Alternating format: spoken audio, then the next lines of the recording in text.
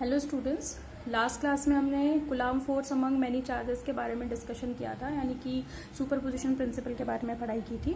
ठीक है, आज इस पर्टिकुलर टॉपिक से रिलेटेड मैं एक क्वेश्चन आपको न्यूमेरिकल आपको कराऊंगी। मतलब आज के जो वीडियो है वो कम्प्लीटली न्यूमेरिकल्स पे बेस्ड होगा।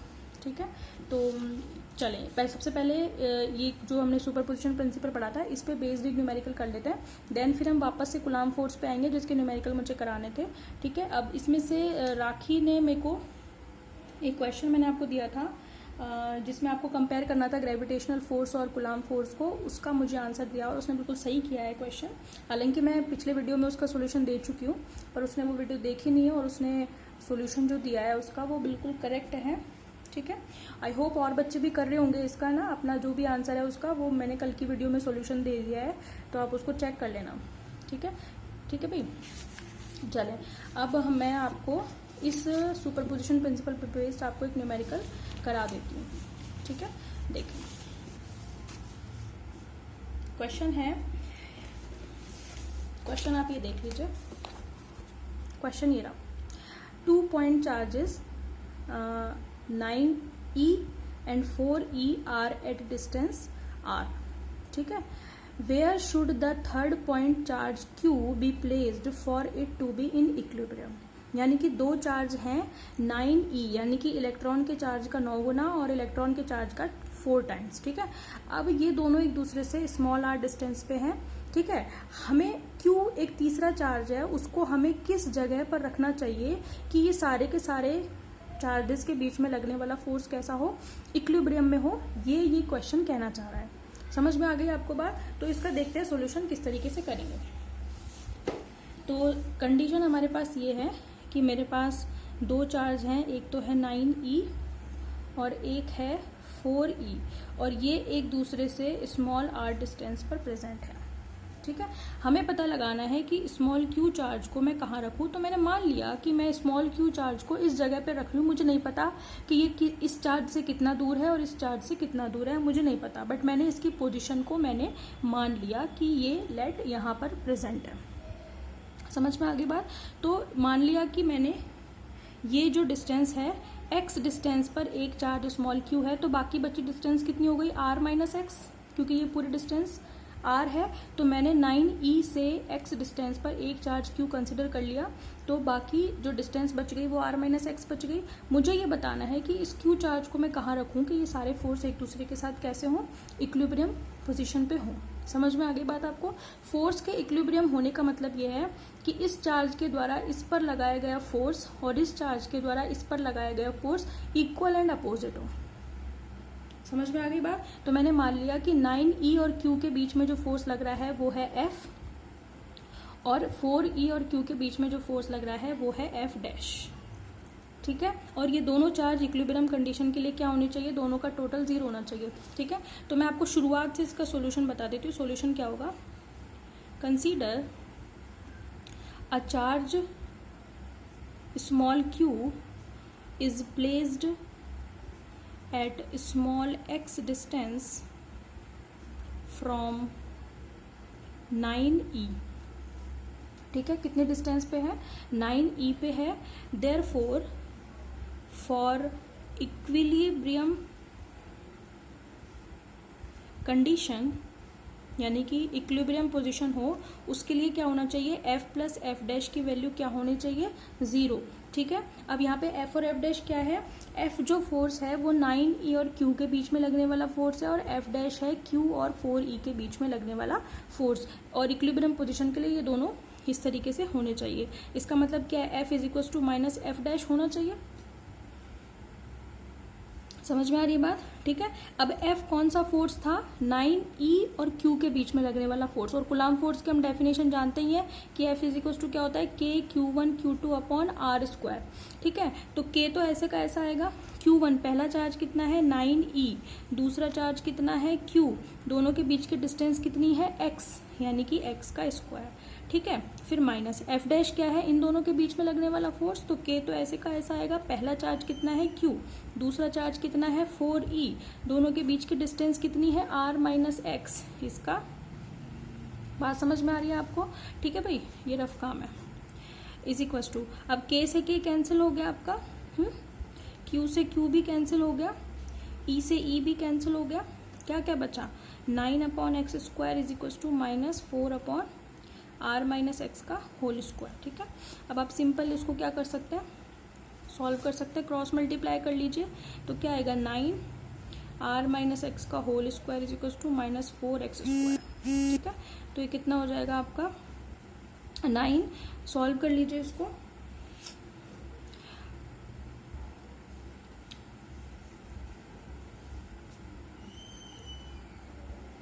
ठीक है। तो अगर आप इसे सॉल्व करेंगे तो दो तरीके हैं इसको सॉल्व करने के लिए, या तो आप क्या करें कि इस ब्रैकेट को खोल लें, है ना, उसके बाद सॉल्व करें, या फिर शॉर्टकट तरीका क्या है कि आप केवल मैग्नीट्यूड कंसिडर कर लें। मैग्नीट्यूड कंसिडर करने का मतलब क्या है कि माइनस साइन को हटा दें। ठीक है, माइनस तो तब आएगा जब हम डायरेक्शन की बात करेंगे।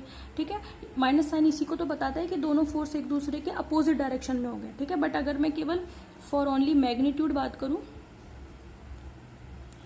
मैग्नीट्यूड, तो इसका कोई मतलब नहीं रह जाएगा माइनस का। अब दोनों साइड क्या कर लें, वो ले लें root, taking square root on both side. ठीक है, स्क्वायर रूट ले लेंगे तो क्या आएगा आपके पास 3r-x is equal to 2x। Simple हो गई ना इक्वेशन, अदरवाइज आप खोल के भी कर सकते हैं, बस मैंने स्टेप कम करने के लिए ये काम किया है। अब आप क्या कर दें, अब आप क्या करेंगे 3r-3x मल्टीप्लाई कर दो, 3 को इधर क्या बच गया 2x। समझ में आ गई बात, अब इसको उधर ले जाओ। ठीक है, आपको क्या फाइंड आउट करना है, x इधर उधर ले जाओ, क्या आ जाएगा 5x इज इक्वल टू कितना आ जाएगा 5x is equal to 3r, यानी कि x कितना आ जाएगा 3/5r। तो आपके लिए जो अननोन क्वांटिटी थी वो ये x ही तो थी, क्योंकि हमने x को माना ही तो था, हमने यही तो कहा था consider a point charge q is placed at x distance from 9e। तो x हमारे लिए अननोन थी, तो मुझे पता चल गया कि ये डिस्टेंस कितनी होनी चाहिए 3/5r। तो ये डिस्टेंस कितनी बच गई, r में से घटा दो 3/5r को, तो कितनी आ जाएगी 2/5r।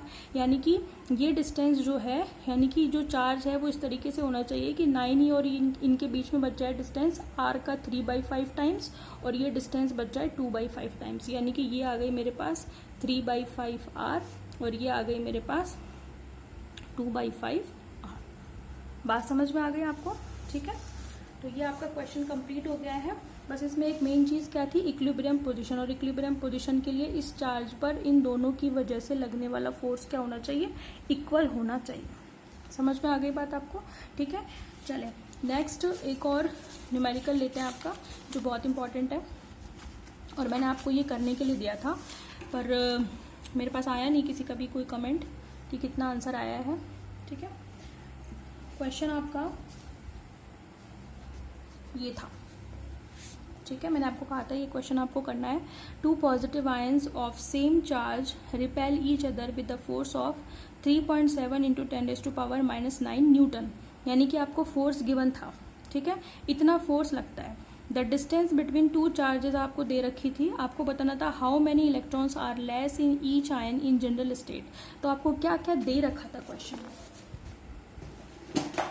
क्वेश्चन में आपको गिवन था कि 2 पॉजिटिव आयन है, गिवन क्या है 2 पॉजिटिव आयंस किस डिस्टेंस पर हैं, r is equal to 5 angstrom. 5 angstrom मतलब 5 इंटू 10⁻⁻10 मीटर की डिस्टेंस पे है, ठीक है। और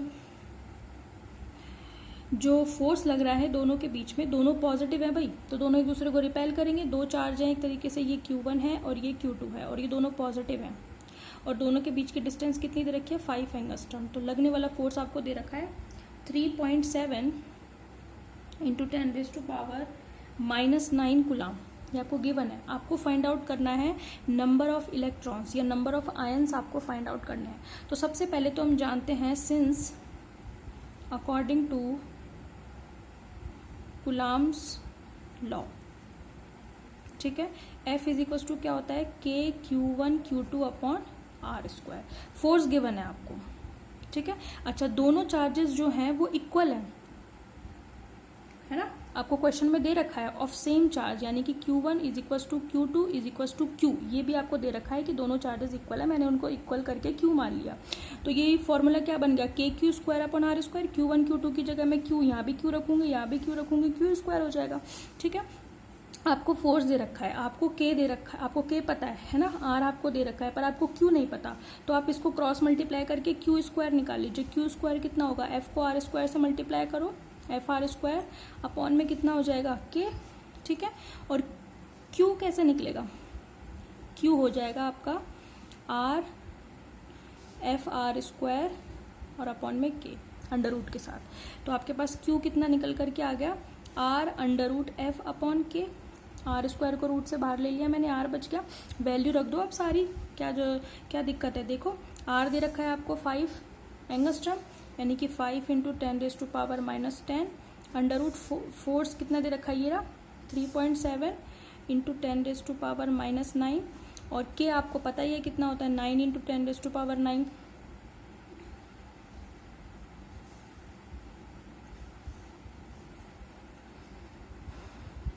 ठीक है, तो जब आप इसे सॉल्व करेंगे तो आपके पास Q इज इक्वल टू पता है कितना आएगा,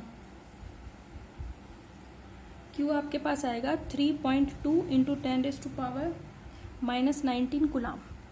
ठीक है, आप कैसे सॉल्व करेंगे, इसको ऊपर लेके जाओगे 10⁻⁻18 आएगा, है ना, और 18 को -18 को रूट से बाहर निकालोगे तो 10⁻⁻9 आएगा, तो -9 और -10 मिलकर -19 हो जाएंगे, और बाकी 3.7 में 9 से डिवाइड करके अंडर रूट लेना और उसको 5 से मल्टीप्लाई करोगे तो 3.2 आएगा। ठीक है, तो ये तो मेरे पास Q, लेकिन क्वेश्चन में Q नहीं पूछ रहा, वो नंबर ऑफ आयंस पूछ रहा है। तो हम जानते हैं since Q is equal to क्या होता है, NE, ये कहाँ से आया है, क्वांटाइजेशन ऑफ चार्ज, है ना, ये हम पढ़ चुके हैं, according to quantization of charge हम पढ़ चुके हैं कि Q is equal to NE होता है। तो यहाँ से N कितना निकलेगा, Q अपॉन E, Q कितना है 3.2 इंटू 10⁻⁻19, E कितना होता है 1.6 इंटू 10⁻⁻19, ये कट गया 16 दूनी 32, पॉइंट से पॉइंट कट गया, तो N is equal to 2। Answer कितना आ गया कि 2 आयंस क्या होंगे, इससे पूछा था क्वेश्चन में how many electrons are less in each ion in general state. तो अगर दो चार्ज एक दूसरे से इक्वल होंगे और 5 एंगस्ट्रम की दूरी पर होंगे तो इसका मतलब ये है कि दोनों चार्जेस में कितने इलेक्ट्रॉनों का आदान प्रदान होगा, 2 इलेक्ट्रॉन एक दूसरे में आएंगे और जाएंगे। समझ में आ गई बात, तो ये आपका क्वेश्चन था। ठीक है, क्वेश्चन आपको मैंने दिखा दिया था, वहाँ पे वीडियो को आप पॉज करके, ठीक है, और आप क्वेश्चन नोट डाउन करो, फिर खुद से सॉल्व करो, नहीं होता तो फिर आप ये सॉल्यूशन देखो जो मैंने आपको दिखाया। और फिर भी अगर आपको कोई दिक्कत आती है समझने में तो आप मेरे से कमेंट सेक्शन में पूछ सकते हैं कि ये चीज़ समझ में नहीं आई, कैसे हुई, क्या हुआ। ठीक है, चलो आज की वीडियो में इतने रखते हैं। इन नेक्स्ट वीडियो में कुछ न्यूमेरिकल्स और आपको नया टॉपिक शुरू करूँगी। ठीक है, तो मैं एक काम करती हूँ, आपको एक क्वेश्चन दे देती हूँ इस वाली वीडियो में। ठीक है, वो क्वेश्चन आप उसको सॉल्व करना कि वो कैसे होगा। ठीक है, और वो किस पे बेस्ड है, सुपरपोजिशन प्रिंसिपल पर बेस्ड है। ठीक है, क्वेश्चन ये है, ये रहा, ये वाला क्वेश्चन है। मैं 2 charges of magnitude capital Q, 2 capital Q के हैं और वो सेपरेट हैं at small r distance. Q is small q है लेकिन, है ना, तो 2 तो कैपिटल Q के हैं, है ना, कैपिटल Q, और वो एक दूसरे से r डिस्टेंस पे हैं। वो कह रहा है small q is placed at the middle, यानी कि इनके बीच में कहीं स्मॉल q चार्ज रखना है आपको। What would be its magnitude and nature of small q if the 3 charges are in equilibrium, यानी कि इन दोनों के बीच में लगने वाला फोर्स और इन दोनों के बीच में लगने वाला फोर्स इक्वल है। समझ में आ रही है, और आपको फाइंड आउट करना है कि इस स्मॉल q चार्ज का मैग्नीट्यूड कितना होगा और कि क्या इसकी नेचर होगी, यानी कि पॉजिटिव में होगा या नेगेटिव में होगा। बात समझ में आ गई, बहुत ही सिंपल क्वेश्चन है, आप आराम से सॉल्व कर लेंगे। अगर आपको ये वाला समझ में आ गया है, ठीक है, क्वेश्चन, तो आप इजीली फाइंड आउट कर सकते हैं कि ये वाला कैसे होगा। समझ में आ गई बात, तो अगर आप वास्तव में कुछ सीखना चाहते हैं तो जो जो आपको मैं देती हूँ उसको आप खुद से करने की कोशिश किया करो। ठीक है, ये नहीं कि बस मैडम ने कह दिया कोई बात नहीं, हम मैडम अपना आप सोल्यूशन दे देंगे नेक्स्ट वीडियो में। ठीक है, तो भाई ऐसे नहीं सीख पाओगे आप। ठीक है, तो कोशिश करिए कि आप जो है चीज़ों को खुद से करना सीखें। ठीक है, थैंक यू।